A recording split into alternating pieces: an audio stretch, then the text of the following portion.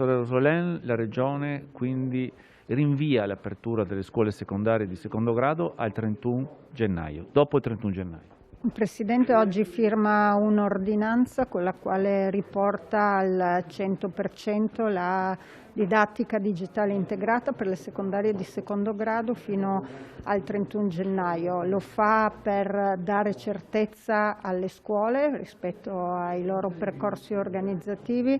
lo fa rispetto a dati della curva epidemiologica che sono stati analizzati ovviamente dal personale addetto e che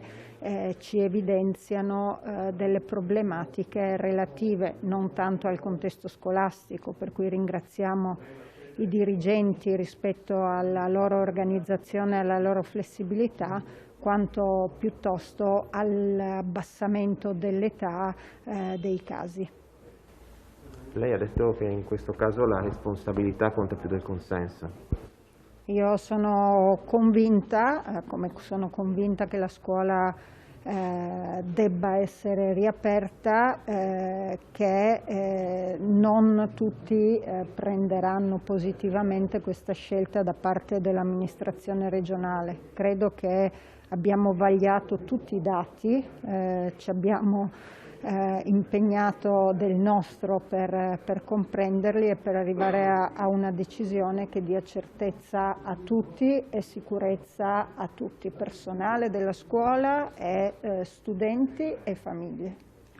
L'obiettivo è dal 31 gennaio poi cercare il più possibile di mantenere la scuola aperta fino alla fine dell'anno scolastico, questo è l'obiettivo. L'obiettivo unico, secondo me, è quello che nel momento in cui la scuola viene riaperta deve proseguire fino alla fine dell'anno scolastico e questo è il motivo per cui, ad esempio,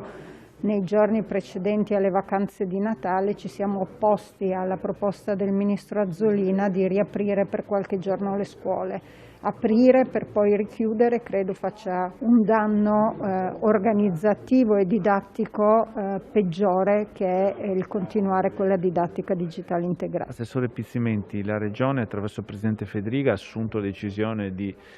spostare l'apertura delle scuole dopo il 31 gennaio, però è stato fatto comunque un grande lavoro sul piano dei trasporti, differenziando a seconda di quelle che possono essere poi il grado di apertura 75-50%. Ecco, la Regione comunque è pronta. Assolutamente sì, il piano che è stato predisposto dal Prefetto, che poi l'abbiamo condiviso in ogni passaggio, prevede il trasporto del 75% dei ragazzi e degli studenti a scuola, quindi noi eravamo e siamo pronti anche per un rientro, diciamo, in sicurezza rispetto a quanto è previsto. Quindi è stato un piano che faticoso, differenziato per ex province, a seconda appunto del territorio, ma soprattutto un piano che terremo presente e terremo ben presente anche per il prossimo futuro. Un piano che ha coinvolto i privati e per il quale la Regione è pronta ad anticipare risorse che poi dovrebbero arrivare dal Governo. Assolutamente sì, abbiamo, diciamo così, contattato oltre 120 privati, diciamo, con mezzi e autisti, perché poi bisogna trovare anche gli autisti che sono disponibili a dare, diciamo, pure una mano a questo sistema dei trasporti regionali, e questo ha fatto sì che ci siano delle risorse, anzi che vengono spese, saranno spese delle risorse aggiuntive rispetto al trasporto pubblico locale contrattuale, e queste risorse vengono in parte per ora date dallo Stato, ma la Regione è pronta a anticipare con fondi propri, poi può essere ristornata.